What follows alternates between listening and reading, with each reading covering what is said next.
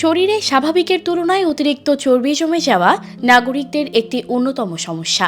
ছোট বড় সবাই এখন কমবেশি স্থূলতা বা অতিরিক্ত ওজনের সমস্যায় ভুগছেন। ফলে সার্বিক স্বাস্থ্যের ওপর ক্ষতিকারক প্রভাব পড়ে। নানান রোগ সৃষ্টিতে প্রভাবক হিসেবে কাজ করে স্থূলতা।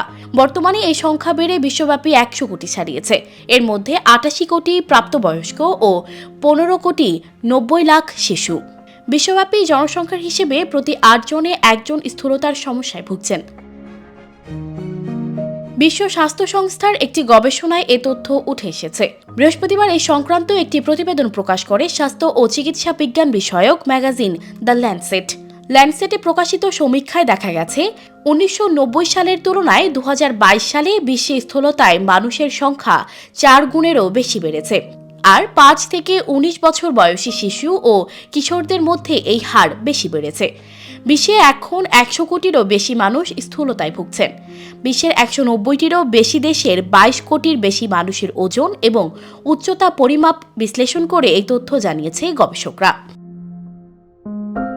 4 মার্চ বিশ্ব স্থূলতা দিবস সামনে রেখে প্রতিবেদনটি প্রকাশ করে ল্যান্ডসেট। গবেষকরা বলেছেন 1990 সালে বিশ্বে প্রায় 22 কোটি 60 লাখ স্থূলতায় প্রাপ্তবয়স্ক কিশোর এবং শিশু ছিল। 2022 সালে এই সংখ্যা বেড়ে 103 কোটি 80 লাখে পৌঁছেছে। স্থূলতা সাধারণ ব্যাপার হয়ে উঠেছে।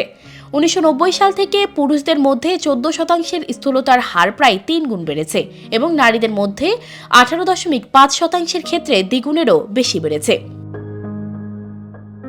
বিশ্ব স্বাস্থ্য সংস্থার মহাপরিচালক ডক্টর তেদ্রোস আদানম গেব্রিয়াসুস বলেছেন, স্থূলতার হার মোকাবেলায় মিষ্টি জাতীয় খাবারের ওপর কর আরোপ এবং স্কুলে স্বাস্থ্যসম্মত খাবার পরিবেশনের মতো পদক্ষেপ নিতে হবে। সানজিদা রহমান, প্রবাস খবর।